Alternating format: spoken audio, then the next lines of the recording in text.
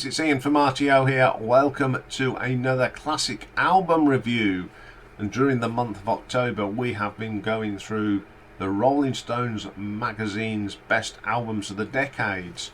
And this one comes from the 1980s, and this was number 15 on their list. And it's by a band called Replacements. Now, I don't know too much about this band. They're an American band. They were formed in 1979 in Minnesota, in the city of Minneapolis. Apparently, they started out as a punk band, and the lineup was Paul Westerberg on guitars and vocals, guitar Bob Stinson, bass guitar Tommy Stinson, and drummer Chris Mars. And it was like that for the most of their existence as a band. They had a few albums. Bob Stinson was kicked out of the band. Also, the drummer left. In came a couple of people. They had a reunion. They split up in 1991. They had a reunion in 2012. I don't know much about these bands, but the album that reached number 15 of the best albums of in the 1980s is Let It Be. It was their third album, and it was released in 1984. And playing on here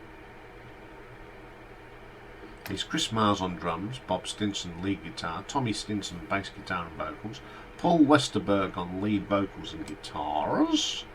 Additional musicians: Peter Buck from REM plays guitar solo on I Will Dare, Chan Polling plays piano on 16 Blue, produced by Steve Fitzgerald and Peter Jefferson.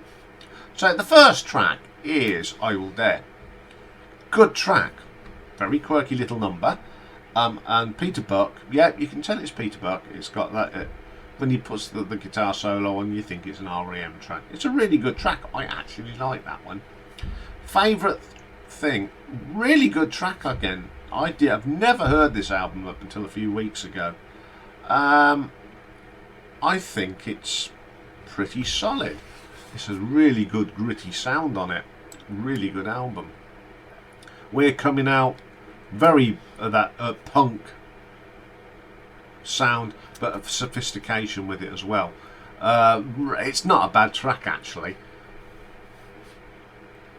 Then we have Tommy Gets His Tonsils Out. Yeah, it's just a short, sharp, punky song. 1 minute 53. Lot of fun. Androgynous. It's really echoey in it. I'm not keen on that one. I don't know what. Then we have a cover of a Kiss song. They do a cover of Black Diamond, and to be quite honestly, they do a good version of it. It's not a bad version at all. Unsatisfied comes next. This is totally off a bit of a curveball. It reminds me of some of the Waterboys tracks. You know, you've had this gritty punk, and then they come up with put this curveball in. It's quite good actually.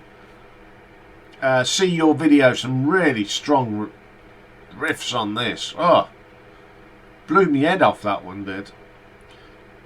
Then we have a track called Gary's Got a Boner. Not a very good track. I don't like it. Co-wrote by Ted Newsom. Not very good. 16 Blue. Some nice guitar work on this. Pretty solid track, that one. Answering Machine. The last track. I'm not keen on this. It just sounds very amateurish. Okay then. What did the critics have said about this album over the years? So, the first one's from our friend Robert Christgau from The Village Voice. And he said that the band has matured by incorporating melody in their music, and felt that they succeeded in writing about their likes and dislikes rather than adhering to garage rock principles. First time I've heard Robert say something sensible. Debbie Miller of the Rolling Stone magazine themselves called it a brilliant rock and roll album, and wrote that instead of the rugged up tempo rock of the first two albums, Let It Be has an amazing range of musical ideas.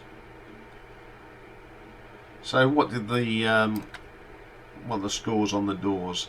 All Music gave it a 5 stars. Robert Christgau gave it an A+, my God. NME gave it an A out of 10. Pitchfork 10 out of 10. Record Collector gave it a 5 out of 5. Q 4 out of 5. Rolling Stone gave it a 5 out of 5. The Rolling Stone Album Guide gave it 5 out of 5. Spin 5 out of 5. And Spin Alternative Record Guide a 10 out of 10. Didn't chart in the UK. May have been big in America, but not over here. As I said, I don't know much about this band. I listened to their first two albums just to see what people were saying, and they're absolutely right. This is the first one that really was a bit more melodic. The others were just a bit in places, crash, bang, wallop. No structure, but this has got some structure to it. It's a pretty good album. I'm going to start listening to a bit more of the replacements, so you never know, we might get an album ranking one day, but it'll be a long way off because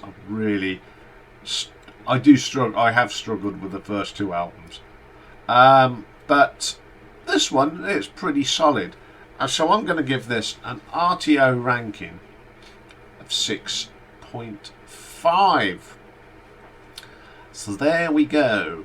That's all for today. I'm waiting on some artwork for the back here, so until it'll be a bit plain and just me, but I'm sure by the end of the week we should have something behind us.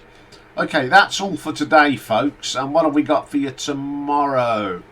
Well, we're going to do a bit of psychedelic rock to start off with, and another viewer's request. A lot of viewers' requests this week, and we've got a bit of Jefferson Airplane, and then another viewer's request. Remember when I did the Nun album singles of Mike Oldfield? I can't remember, someone said you've missed some off.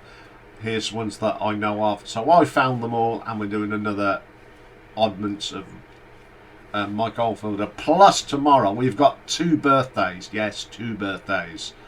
One is Charles. It's his second one, so we're doing the US top 10 on the day he was born in 1977. And we've also got Father Stack. So this is his first one, so he's getting the UK top 10 from the year he was born, 1987. So a very busy day tomorrow. So I will see you then. Bye for now.